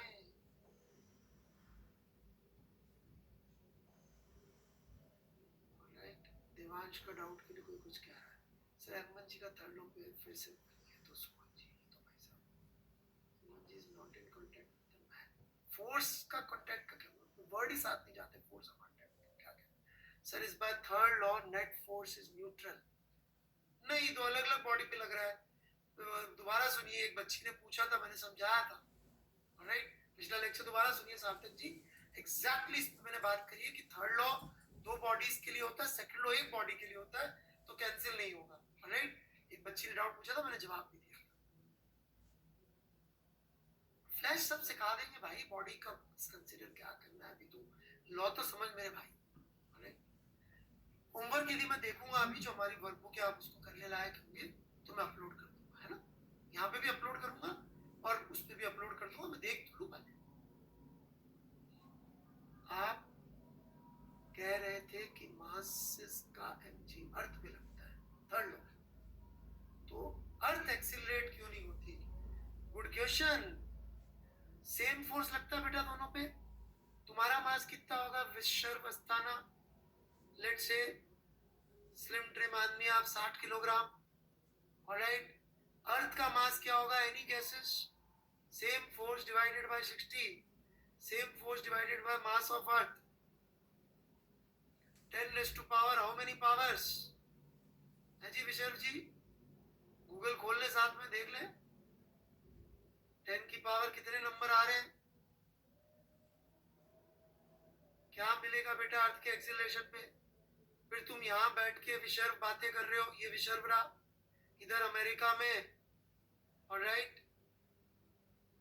मिस्टर वी से नाम भी नहीं आया, ऑलराइट? कोई मिस्टर वी उधर से बात कर रहा है, दोनों कैंसिल हो जाएंगे। नहीं, ऐसे भी सोच सकते, दोनों के फोर्स जब अर्थ पे लगेंगे। सो क्या, तो आई होप सबको कुछ कुछ समझ में आया होगा। Now it is my request to you, alright? हाँ जी, वर्कबुक जो है कॉपी में सॉल्व करनी है, बिल्कुल कॉपी में सॉल्व करनी है। मेरा एक बहुत हम्बल रिक्वेस्ट है कि आज का लेक्चर प्लीज दोबारा सुन के अपने नोट्स दोबारा साफ साफ बनाएं। कितने लोग ये लेक्चर दोबारा सुन के अपने नोट्स दोबारा से बनाएंगे? यस और नो? दोबारा सुनेंगे और कॉपी में दोबारा नोट्स बनाएंगे। मैं सारे डाउट्स के जवाब दोबारा दे दूंगा, आप अपना एफर्ट मारिए, मैं अपना मार, और मैं जो कह रहा हूं बस वो करते जाइए। होमवर्क करने का तरीका भी सब बता दो। अरे तुम 2x क्या 100x में कर लो भाई मेरे, पर वो जो क्रिटिकल पॉइंट है अपने आप जहां तक करोगे आ जाएगा समझ में, क्रिटिकल पॉइंट है ना? कि फर्स्ट लॉ कब लग रहा है, मतलब second law third law, second law third law, second law third law कब लग रहा है। बिस्मिल सारंग जी बेटा मैं ब्लॉक करके लेकिन दिल से माफ कर देता हूँ, ब्लॉक करना पड़ता है, मेरी मजबूरी है। मैं कभी अपने बच्चों से नाराज नहीं हो सकता हूँ, मजबूरी है क्लास में पढ़ाने के लिए कि मैं भी फोकस से पढ़ा सकूँ आप ही के फायदे के लिए। मैं आपसे कभी नाराज नहीं हूँ, आप चिंता मत करिए, राइट?